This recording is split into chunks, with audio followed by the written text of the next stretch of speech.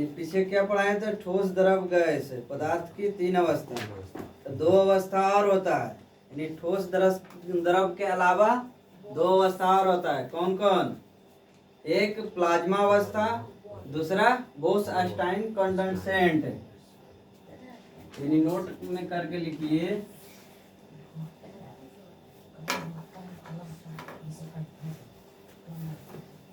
9 class का आज दूसरा क्लास है। एक क्लास पहले हो चुका है, आज दूसरा क्लास है साइंस का। तीसरा आज क्लास हुआ है, दूसरा तीसरा है। अच्छा ठीक, नोट में करके लिखना है कि यानी पदार्थ, द्रव यानी ठोस और द्रव और गैस के अलावा दो और पदार्थ की अवस्था है, यानी ठोस, द्रव और गैस। गैस के अलावा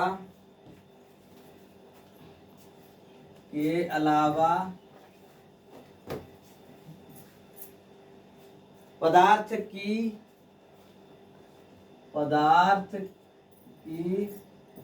दो और अवस्था, पदार्थ की कितने? दो और अवस्था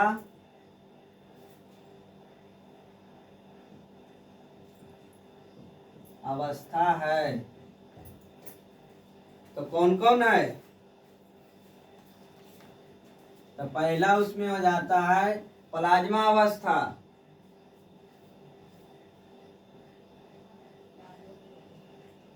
प्लाज्मा अवस्था। और दूसरा कौन सा हो जाता है? दूसरा बोस-आइंस्टाइन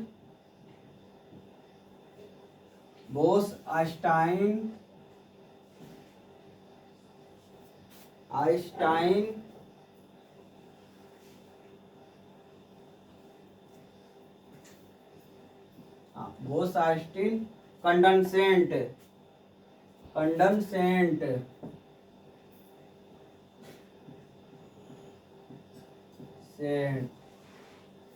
यानी तो पहला में जैसे ठोस, द्रव, गैस पदार्थ के तीन अवस्था तो ये, लेकिन इसके अलावा दो और अवस्था होता है। कौन कौन? प्लाज्मा अवस्था और बोस-आइंस्टाइन कंडेंसेंट।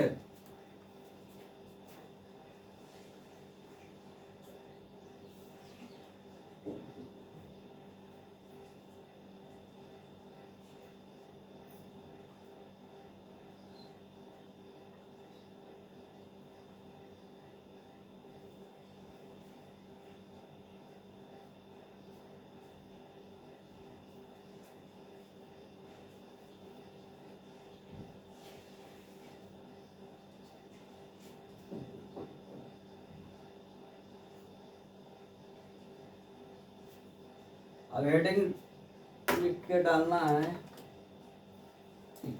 प्लाज्मा अवस्था का। मार्कर सूख जाता है बार बार।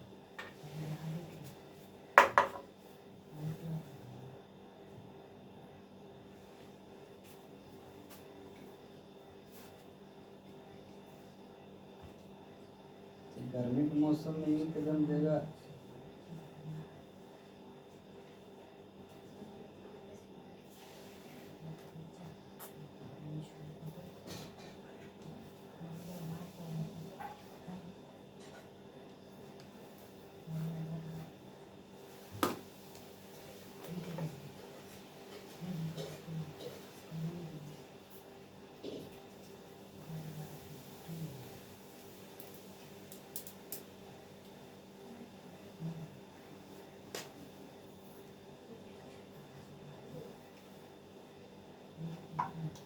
ये लड़का अल्लाह काय कर रहा है रे?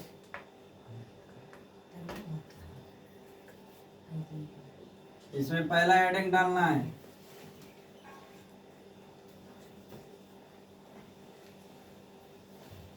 पहला कौन सा? प्लाज्मा अवस्था।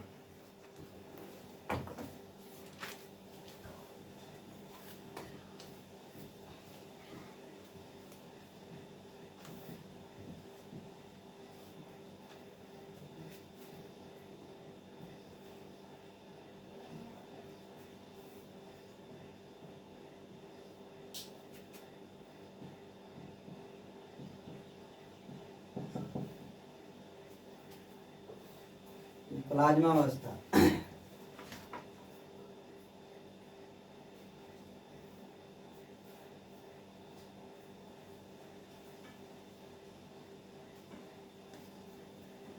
प्लाज्मा अवस्था का कोई निश्चित आकार या कोई निश्चित आयतन नहीं होता है।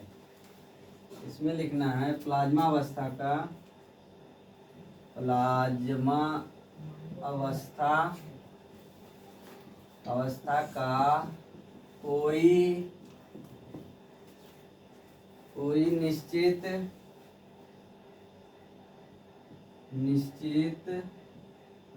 आकार या कोई निश्चित आकार या कोई निश्चित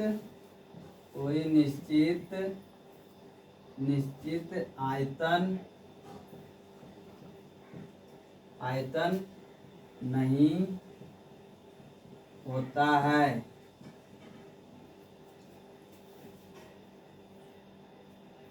प्लाज्मा अवस्था की पहचान सबसे पहले किसने किया था? तो विलियम क्रूप्स द्वारा। कब किए थे? 1879 में।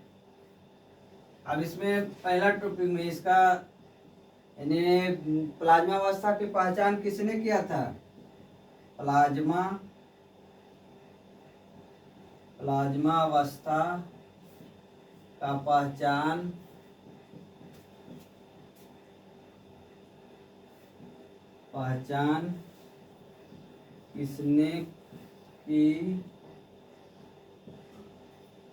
किसने किया था और कब?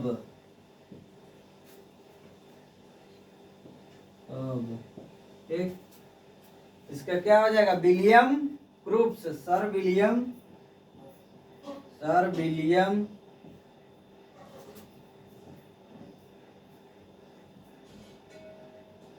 क्रूप्स द्वारा।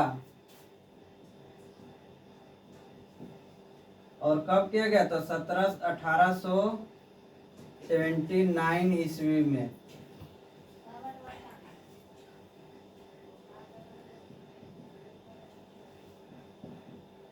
हुई थी। यानी प्लाज्मा अवस्था का पहला पहचान किसने किया था और कब किया था? तो सर विलियम क्रूप्स द्वारा 1879 ईस्वी में। प्लाज्मा अवस्था पदार्थ की कौन सी अवस्था है?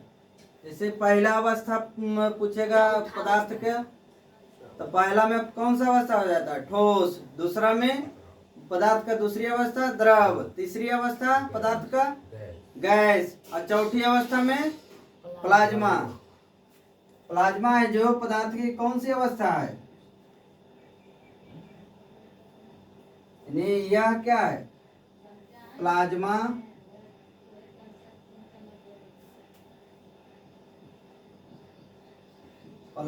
पदार्थ की चौथी अवस्था है। यानी कौन से? प्लाज्मा पदार्थ की कौन सी अवस्था है? तो चौथी अवस्था है। और इसमें प्लाज्मा अवस्था का तापमान कितना डिग्री सेल्सियस होता है? प्लाज्मा अवस्था का तापमान कितना डिग्री सेल्सियस होता है?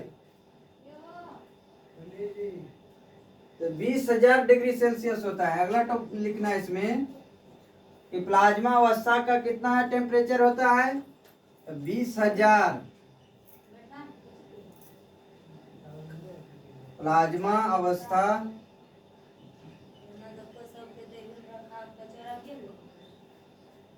अवस्था का तापमान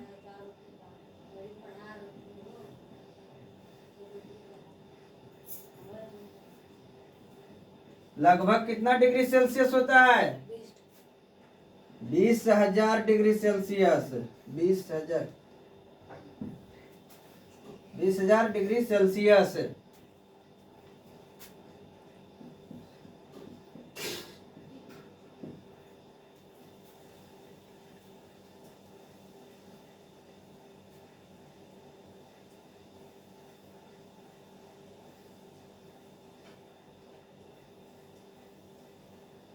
और इसमें है जैसे सूर्य और तारों की उष्मा ऊर्जा प्लाज्मा अवस्था के कारण ही होता है। जो सूर्य और तारों में उष्मा ऊर्जा होती है तो किसके कारण होती है? प्लाज्मा अवस्था के कारण ही होती है।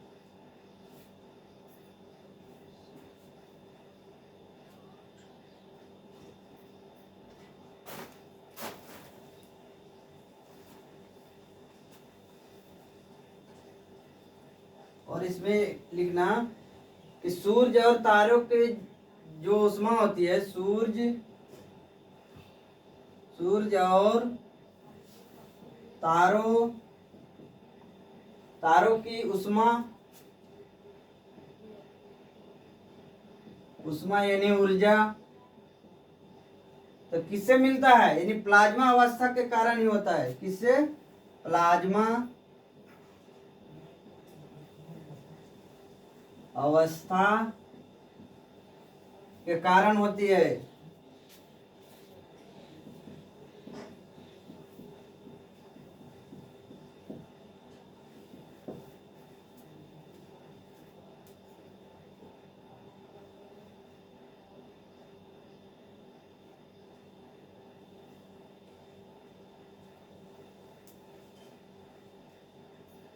नोट हो गया?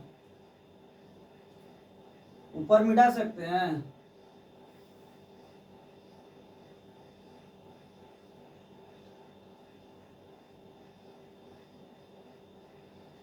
यानी ठोस द्रव के अलावा पदार्थ की और कितनी अवस्था है? तो दो। कौन कौन? प्लाज्मा अवस्था और दूसरा बोस ऑस्टिन कंडेंसेंट। प्लाज्मा अवस्था किसे कहते हैं? प्लाज्मा अवस्था का कोई निश्चित आकार और निश्चित आयतन नहीं होता है।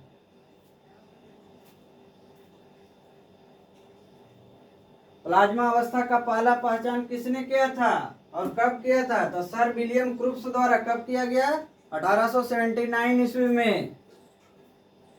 प्लाज्मा अवस्था यानी पदार्थ की कौन सी अवस्था है? चौथी अवस्था है। प्लाज्मा अवस्था का टेम्परेचर कितना डिग्री सेल्सियस होता है? तो 20,000 डिग्री सेल्सियस। लगभग कितना आता है? 20,000 डिग्री। और सूर्य और तारों की जो उष्मा ऊर्जा प्राप्त होती है किसके यानी प्लाज्मा अवस्था के कारण ही प्राप्त होता है। इसको मिटा सकते हैं? yes,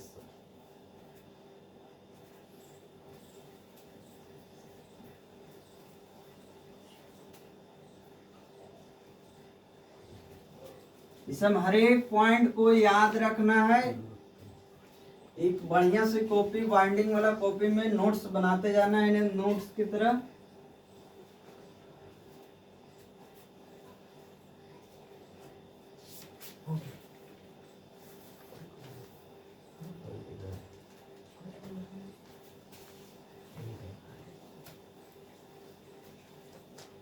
अगला कौन सा है? बोस ऑस्टिन कंडेंसेंट। दूसरा इन है, दूसरा बोला है। पहला तो हो गया प्लाज्मा, दूसरा बोस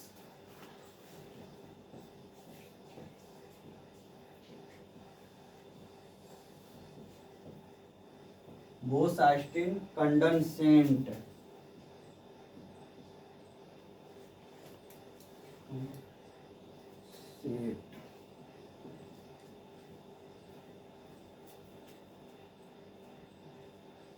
बोस ऑस्टिन यह पदार्थ की कौन सी अवस्था है? पांचवी अवस्था है।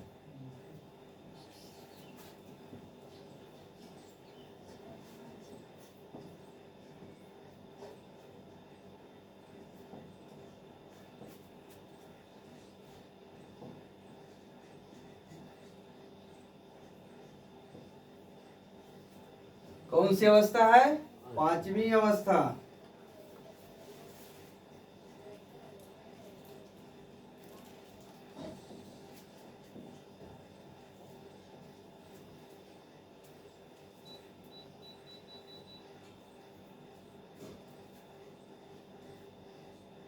बोस ऑस्टिन कंडेंसेंट की खोज किसने की थी?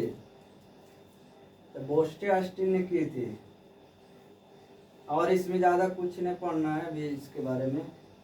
10, 11, 12 सब 10th में पढ़ना रहता है। आगे यह है कि पदार्थ में होने वाला परिवर्तन। तो पदार्थ में होने वाला परिवर्तन कितने प्रकार के होते हैं? 2 प्रकार के, एक फिजिकल चेंज, एक केमिकल चेंज यानी भौतिक परिवर्तन और रासायनिक परिवर्तन। अगला लिखना है, अगला टॉपिक नया हो गया यानी पदार्थ में होने वाला परिवर्तन, हेडलाइन डालना है, पदार्थ में होने वाला परिवर्तन यानी पदार्थों में होने वाला परिवर्तन।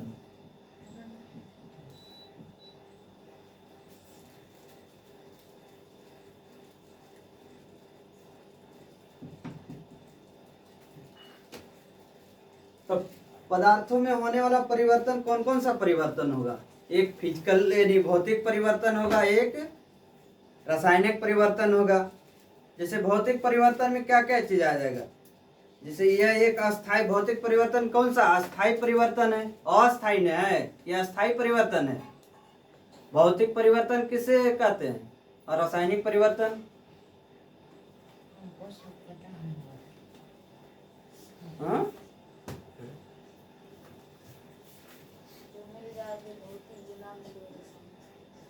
इन्हीं जो मिल जाएगा, जो भौतिक जो ना मिले और रासायनिक, यानी जैसे दूध से दही जमना, तो क्या हो जाता? फिर अगर दूध से दही जम जाएगा तो दही फिर दूध बनेगा? वो तो ना मिलेगा, तो क्या हो गया? रासायनिक परिवर्तन हो गया। और भौतिक परिवर्तन में कौन हो गया? जैसे बर्फ, बर्फ क्या है? जैसे पानी से बर्फ बनता है, और बर्फ को फिर हम पानी बना सकते हैं, तो पानी फिर हमको मिल गया। इसलिए भौतिक परिवर्तन है जो अस्थायी परिवर्तन है, और रासायनिक है जो अस्थायी परिवर्तन। अगर उसमें एक बार उसमें बन गया, अगर दूध से दही बन गया तो फिर दही से हमको दूध प्राप्त नहीं होगा। इसीलिए रासायनिक परिवर्तन है जो अस्थायी परिवर्तन है, और भौतिक परिवर्तन है जो अस्थायी है। तो इसमें लिखना है पदार्थों के होने वाला परिवर्तन कितने प्रकार के होते हैं? 2 प्रकार के। कौन कौन? फिजिकल चेंज और केमिकल चेंज, यानी भौतिक परिवर्तन। और दूसरा कौन सा हो जाएगा? रासायनिक परिवर्तन। दूसरा कौन सा हो जाएगा? रासायनिक परिवर्तन।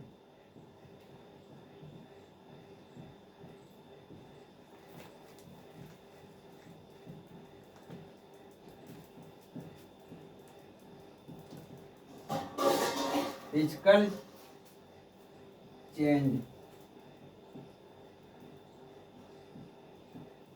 इसको क्या? Chemical change.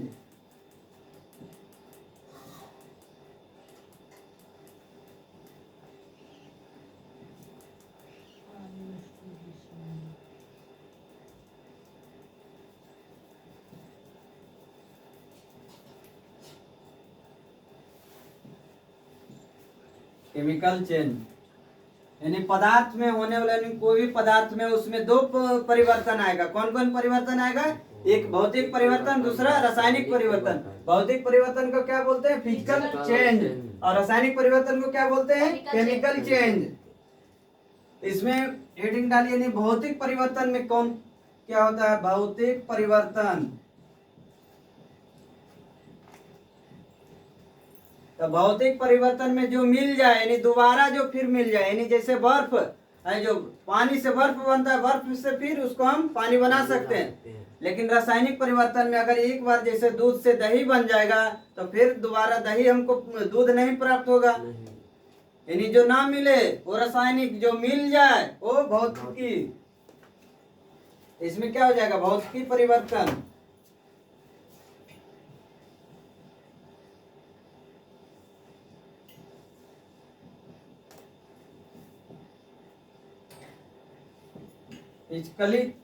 फिजिकल चेंज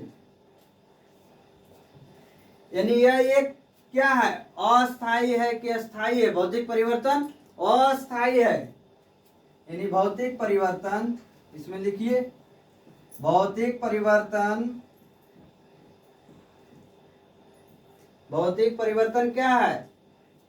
यह एक यह एक यह एक अस्थाई है, अस्थाई है। इसमें क्या होता है, यानी कभी पानी है जो बर्फ बनता है, बर्फ से पानी भी बन जाता है, यानी इसमें दोबारा मिल जाता है। तो ये क्या हो गया? अस्थाई परिवर्तन है। इस परिवर्तन एक अस्थाई है।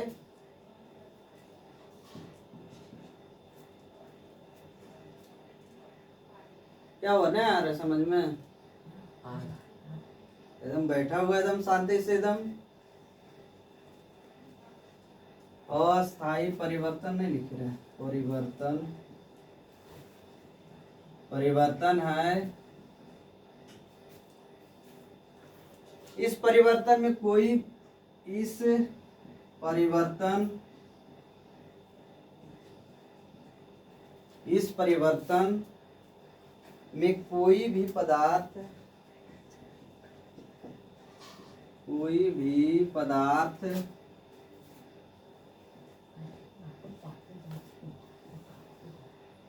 कोई भी पदार्थ परिवर्तन होने के बाद पुनः अपनी पूर्व अवस्था में आ जाता है। पदार्थ परिवर्तन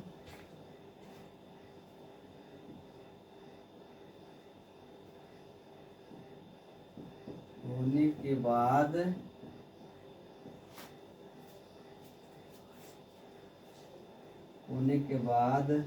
पुनः अपनी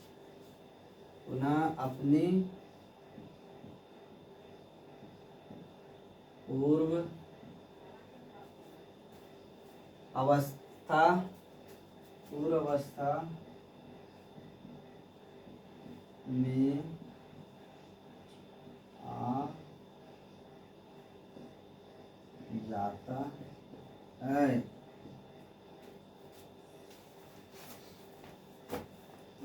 यानी भौतिक परिवर्तन में कैसे क्या होगा? यानी भौतिक परिवर्तन एक अस्थाई परिवर्तन है। इस परिवर्तन में कोई भी पदार्थ परिवर्तन होने के बाद पुनः अपनी पूर्व अवस्था में आ जाता है। जैसे बर्फ हो गया और बहुत सारा चीज है, जैसे मोमबत्ती भी हो गया। फिर क्या है? कपूर जलना, रेत का पानी घुलना।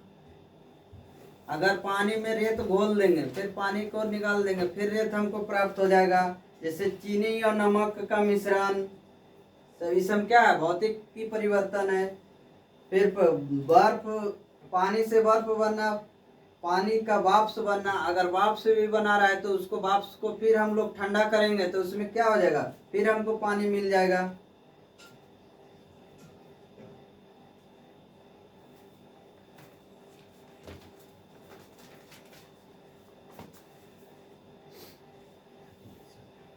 दूसरा ऊपर लिख दे कि यहीं पर लिख दे, ऊपर लिख देते हैं। ऊपर मिटावे।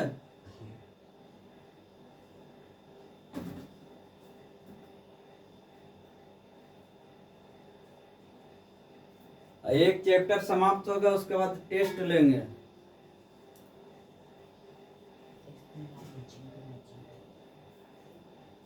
सब क्वेश्चन रहेगा।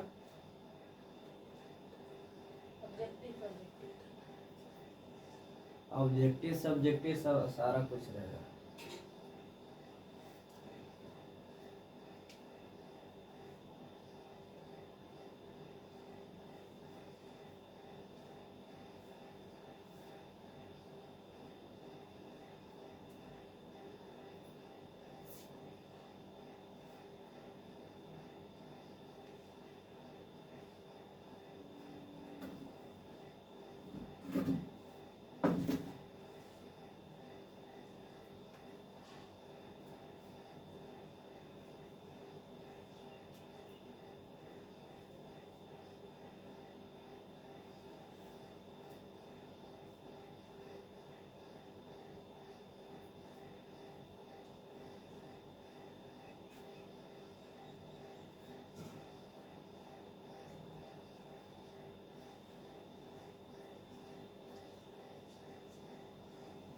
सब में बाइंडिंग वाला कॉपी उसी में नहीं, बाइंडिंग वाला उसमें फटता नहीं।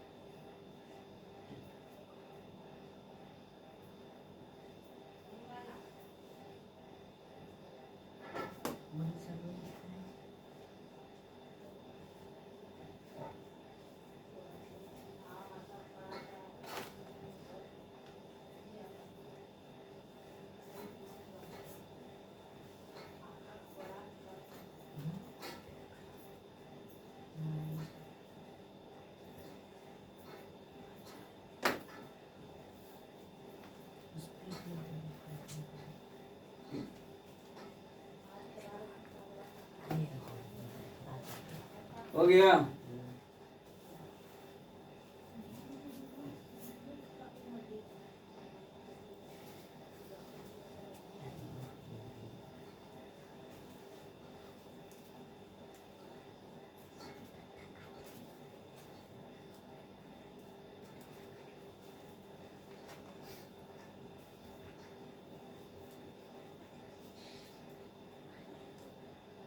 अगला कौन सा है?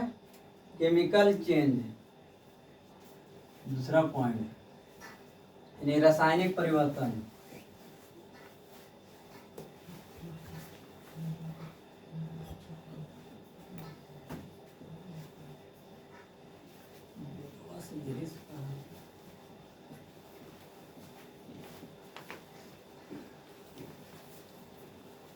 यानी केमिकल चेंज।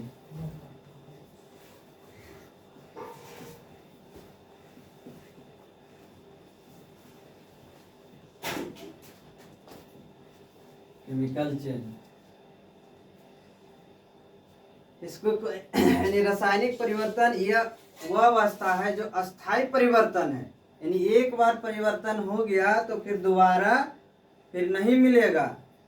यानी यह अस्थायी परिवर्तन, इस परिवर्तन में कोई भी पदार्थ परिवर्तन होने के बाद पुनः अपनी अवस्था, अपनी पूर्व अवस्था में नहीं आती है।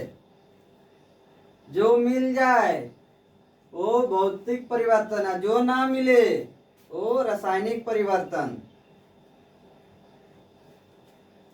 इसमें लिखिए यानी रासायनिक परिवर्तन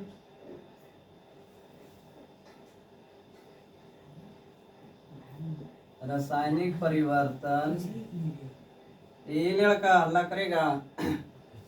रासायनिक परिवर्तन वह अवस्था, यह रासायनिक परिवर्तन यह एक अस्थायी परिवर्तन है। इस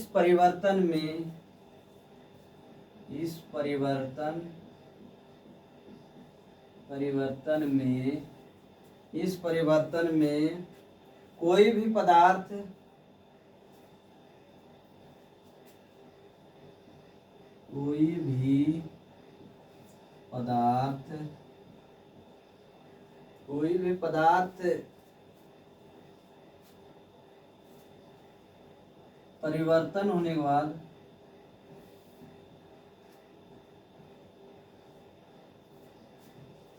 परिवर्तन होने के बाद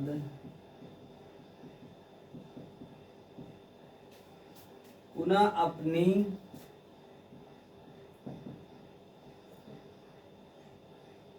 पूर्व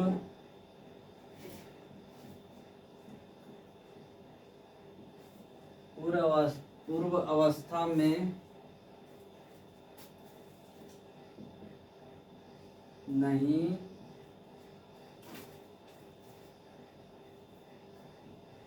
आता है।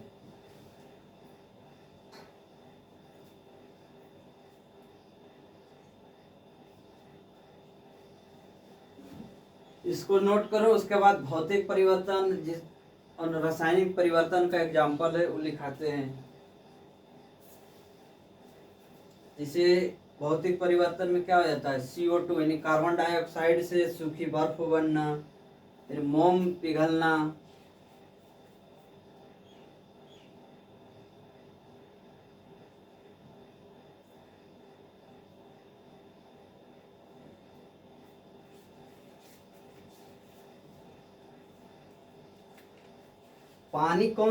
पानी हवा में कौन सा परिवर्तन है? रासायनिक परिवर्तन।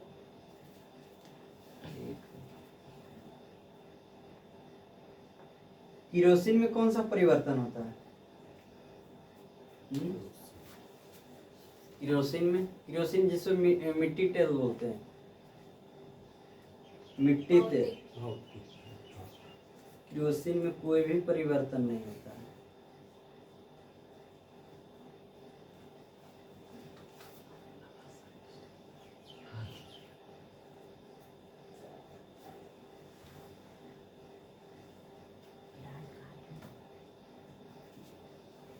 हाँ, ऐसे वो पूछेगा कि हवा में केरोसिन कौन सा परिवर्तन है? रासायनिक परिवर्तन। अब पानी में कोई परिवर्तन नहीं होगा केरोसिन को।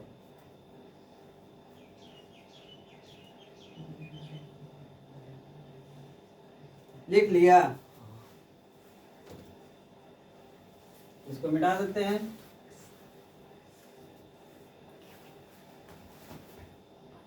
इसका एग्जाम्पल लिखा देते हैं, कौन कौन भौतिक परिवर्तन है, कौन कौन रासायनिक परिवर्तन है।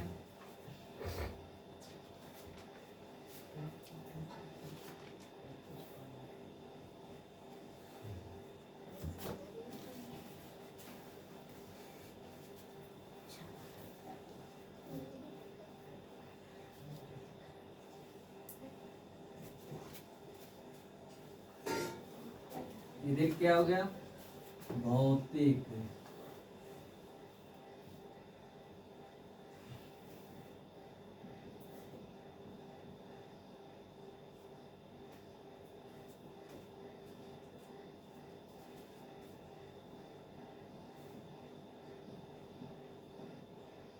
रासायनिक परिवर्तन।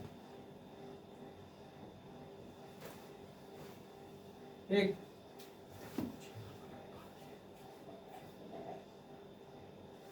पहला में यानी कार्बन डाइऑक्साइड से सूखी बर्फ बनना। इसमें अगर शॉर्ट में लिख लेना है यानी मिल जाए, याद करेंगे, जो मिल जाए दोबारा यानी मिल जाए, और जो ना मिले इसमें लिख लेना याद है, जो ना मिले यानी दोबारा पुनः अपनी अवस्था में ना आवे, ना मिले, वो क्या हो जाएगा? रासायनिक। कितना याद रखेगा तो हर एक एग्जाम्पल इसका बन जाएगा। कौन सा पूछेगा दे देगा। जैसे दूध से दही बन रहा है तो कौन सा परिवर्तन? रासायनिक परिवर्तन। जैसे पानी से बर्फ बन रहा है तो पानी से तो सर्च करना, पानी से बर्फ बन रहा है तो अगर बर्फ फिर पिघलेगा तो फिर पानी होगा, तो क्या है? मिल रहा है कि नहीं? तो जो मिल जाए वो भौतिक, जो ना मिले वो रासायनिक। तो जैसे कार्बन डाइऑक्साइड यानी CO2 से सूखी बर्फ बनना, से सूखी बर्फ बनना।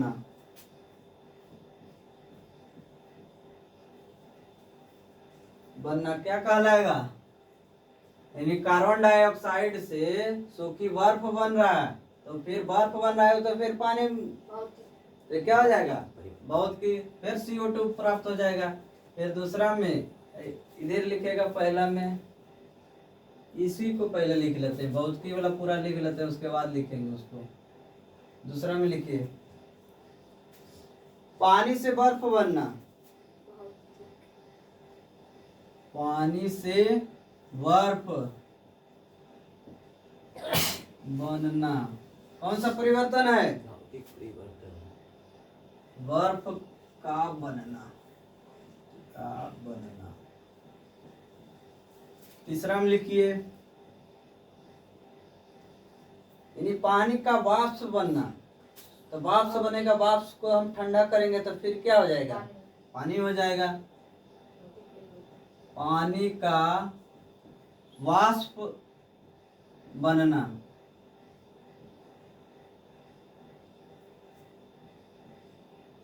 पानी को जब हम गर्म करेंगे तब वाष्प बनेगा। वाष्प को एकत्रित करके, जैसे दारू कैसे चूता है, दारू नीचे डाल देता है, महुआ वाला जो खुला रहता है, ऊपर एगो कटोरा लगा लेता है, उसको पानी से ऊपर एगो तसला ढक देता है, उसी से न भाप एक से एकत्रित होता है और फिर ठंडाता है तो वही बन जाता है न।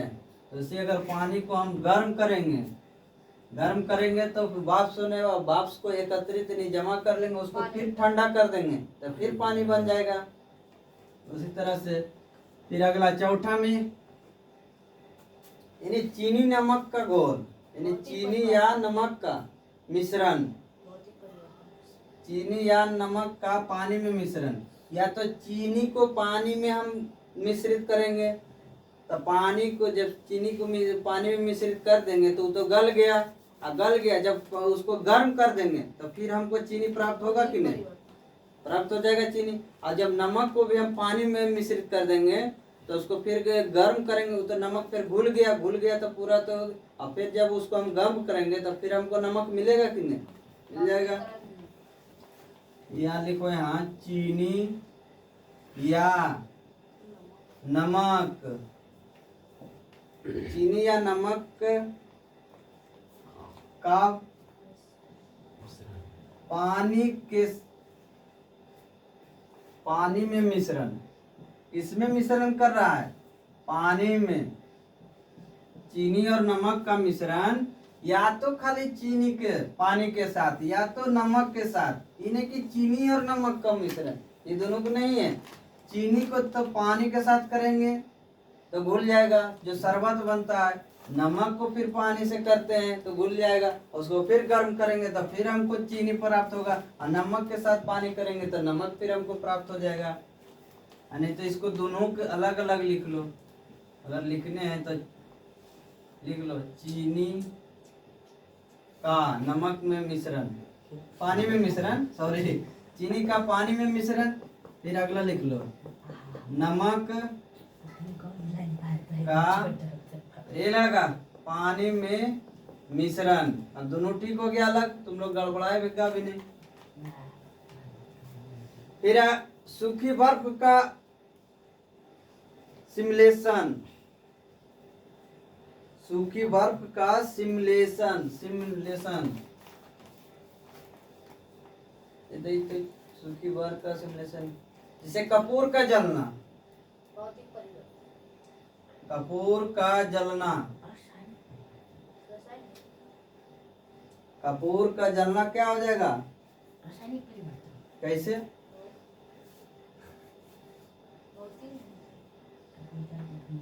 लेकिन ये भौतिक दे दिया, लेकिन कपूर का जलना तो रासायनिक के परिवर्तन होना चाहिए। मोमबत्ती के बदले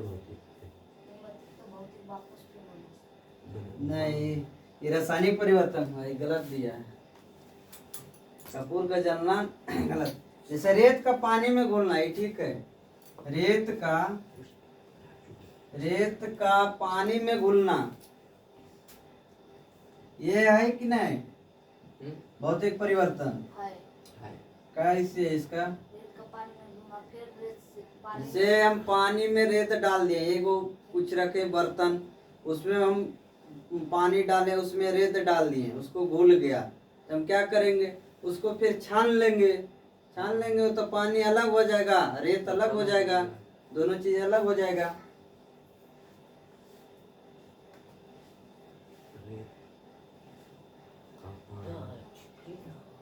अगला इस साइड लिखो। मक्खन का खट्टा होना कौन सा परिवर्तन है? रासायनिक परिवर्तन। अगर मक्खन एक बार खट्टा हो जाएगा तो दोबारा मीठा होगा? नहीं होगा।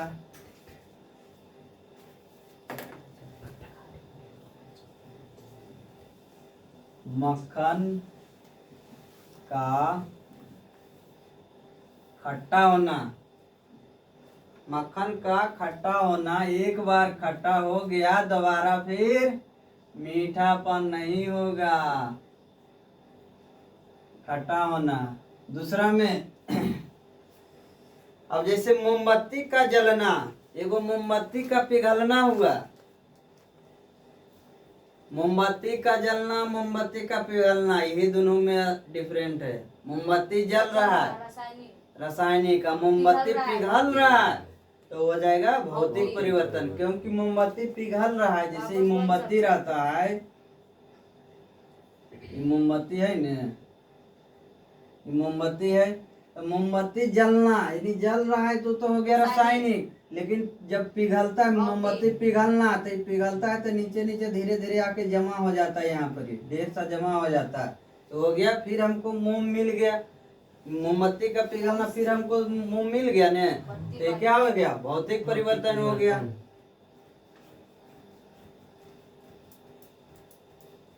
तो मोमबत्ती का जलना,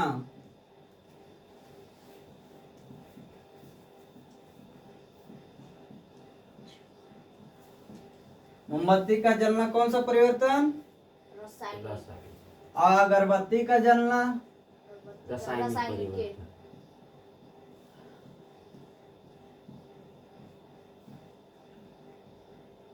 अगरबत्ती का जलना। फिर हो गया खाने का पचना, यानी खाना पचना, यानी खाना पच जाएगा फिर दोबारा पेट ही हमको खाना बना के देगा। खाना का पचना, ये भी हो गया केमिकल चेंज। लकड़ी का जलना,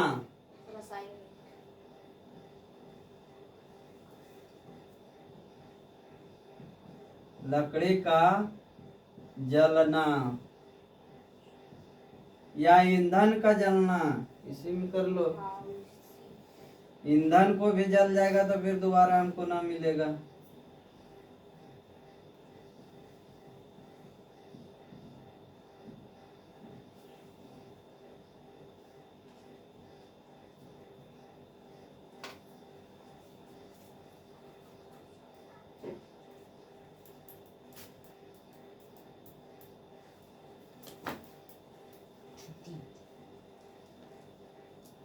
और लिखो लोहे पर जंग लगना,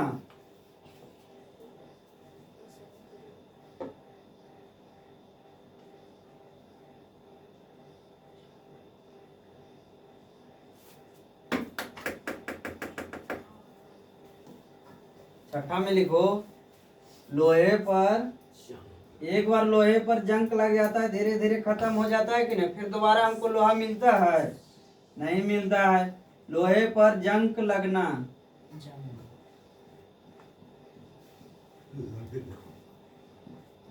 जंग लगना। फिर लोहे पर जंग लगना यानी उसमें क्या हो गया? ऑक्सीजन के कांटेक्ट में जंग लगता है। फिर दूध से दही बनना, फिर दूध से दही बनना,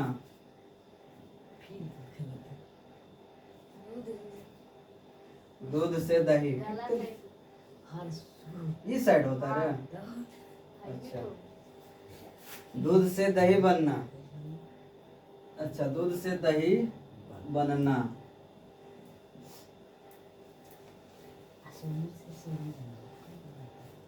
फिर आगे लिखो 8 में, यानी फास्फोरस को केरोसिन में डालना, केरोसिन तेल में डालना, फास्फोरस को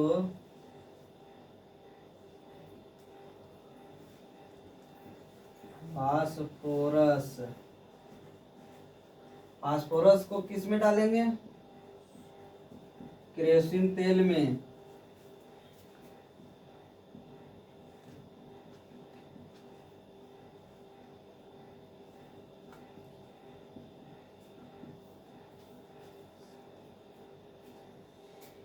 तेल में डालना है।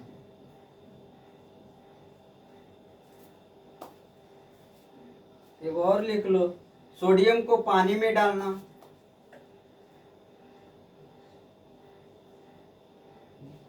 यानी सोडियम को Na से क्या हो जाता है, सोडियम को पानी में डालना, यानी H2O पानी में डालना।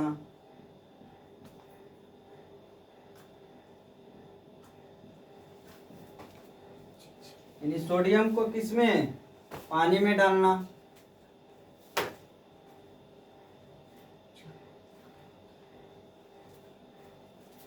नोट करो जल्दी।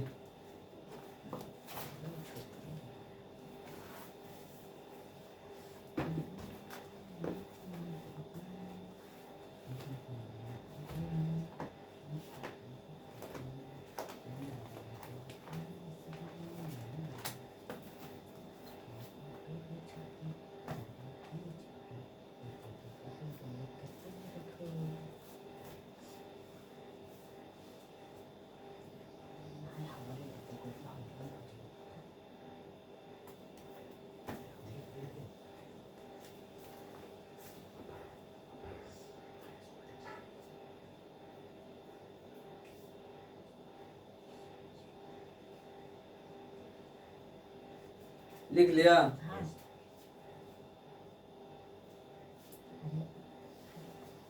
तो यहीं तक रहने देते हैं आज। यस।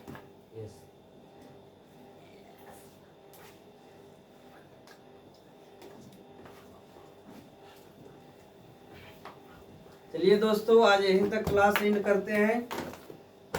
सेशन को लाइक और सब्सक्राइब कीजिए, अपने अपने फ्रेंड के पास सेंड कीजिए।